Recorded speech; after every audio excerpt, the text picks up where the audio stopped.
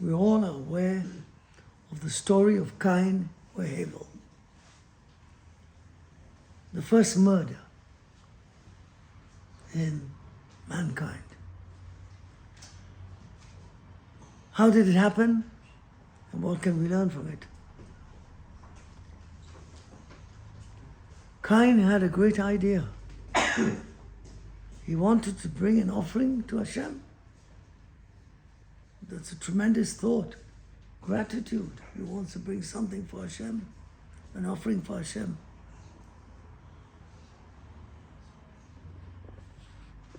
Abel, so Cain had the brilliant idea, a good idea. We have to give back to Hashem, give something back to Hashem. ויהי מקץ הימים ויבא קין מפרי אדמה מנחה להשם. Cain brought a mincha, an offering. He was a farmer, and he brought from the what grows in his field. But the pasuk tells us, Cain mipri adama, from the fruit of the earth. Doesn't say the best. He brought from what came to his hand. He didn't particularly bring something from the best, something which was really with all his, it seems with all his heart, right? But whereas Abel saw his brother, he didn't have the idea first, but he saw his brother, he learned from him, and he came with Gam Abel, Gam Hevi, Gam Hu, Mebechorot Sono Mechelveim. But he brought from the best, Mebechorot Sono, from the firstborn, which apparently is very special, Mechelveim, and from the fat. Vayisha Hashem Hevel El Hevel Ve'Minchato. And Hashem acknowledged the offering of Abel and didn't acknowledge the offering of them. How do you acknowledge? I don't know, the feeling, or spoke to him, or whatever. Gave him that Hashem acknowledged the offering of Abel and ignored the offering of Cain. Will Cain minchato lo sha'a. V'yichar leCain me'od. Cain became very upset. I brought it, I was supposed to have the idea, and look, I'm getting no recognition for what I've done. And he is getting recognition for it. There was a jealousy. But you know, you want to ask a question on Hashem why he did that. Let's see what Cain did. So Cain got upset. Vayomer Hashem el Cain. So Hashem warns Cain. Lama chara lecha. Why are you so angry with Abel? Why are you getting so upset with him? Velama naflu panecha. Why are you getting despondent? Halo im tetiv, say it. You can always do better.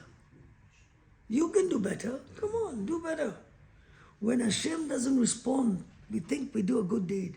Sometimes we don't get the response or the recognition we need, we think we deserve. We get upset with another guy who got better. Says that the Torah teaches us, Hashem says, no. When I don't accept you, don't give you a response because you're capable of doing better.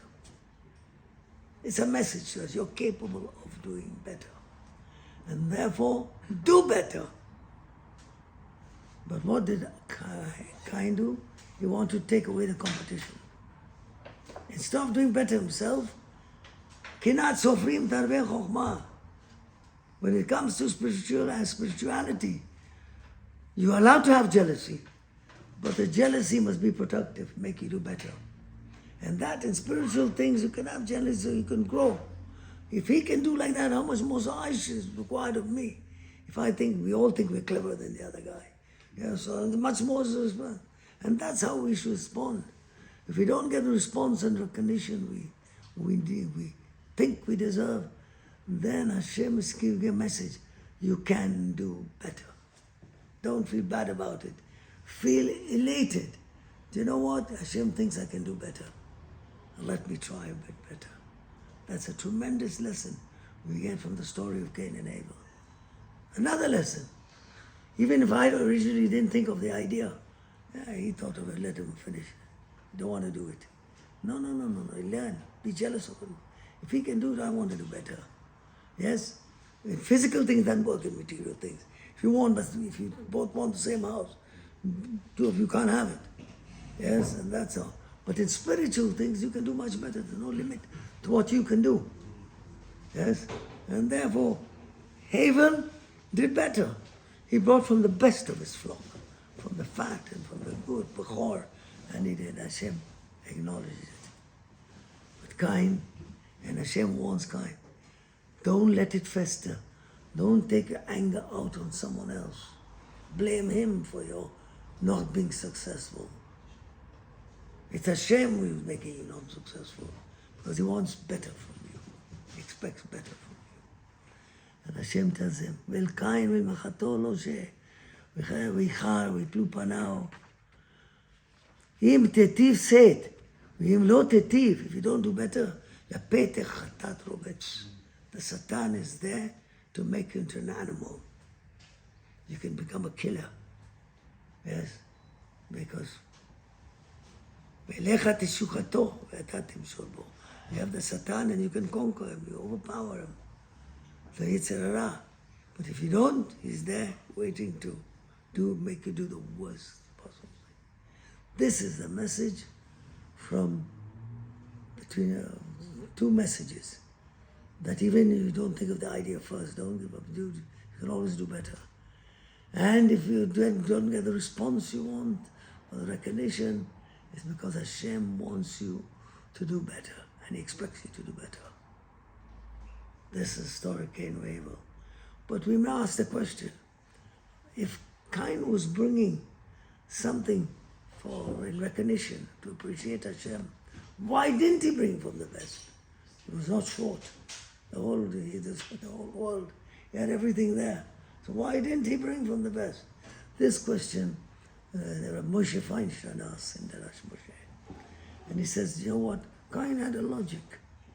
His logic was, really, it's only a gesture to bring. I'm thinking of Hashem, giving back to Hashem. But Hashem doesn't need anything from me. So what difference does it make if I bring the best or don't bring him the best? Yeah, the main thing is I'm making appreciation. I want to bring him. He doesn't need what I'm giving him. So what's the difference between the best and not the best I'm giving him? So there was a logic in Cain's thinking. That's why he didn't bring the best. What was wrong here? Says Rav Moshe Feinstein, when it comes to Avodat Hashem, yes, and you have an idea and you want to do something for Hashem, don't let logic, don't bring logic into it, it's your emotions. You love Hashem and I must give him my best. My emotions must overpower me in Avodat Hashem. Don't let logic hold you back. Oh, it's not logic, it's like this. It's logic is like this. No. When it comes to Avodat Hashem, give of your utmost. It's your heart, your emotions. And therefore, no logic should stop you from doing your best and bringing it for Hashem. Bezat Hashem, we've had a Yom Rosh Hashanah, Yom Kippur. And it seems that a terrible, terrible tragedy is happening and it happened in Eretz Yisrael. Not since the time of the pogroms until the time of Inquisition, all the time the Klal Yisrael were tortured and all. Here were animals who came along and did the worst of possible things humans can do. Worse than animals. Animal kills to eat. They tortured and they burned people, and what they did was unbelievable. What happened with Rosh Hashanah and Yom Kippur? Maybe there was something missing. We are an introspective people.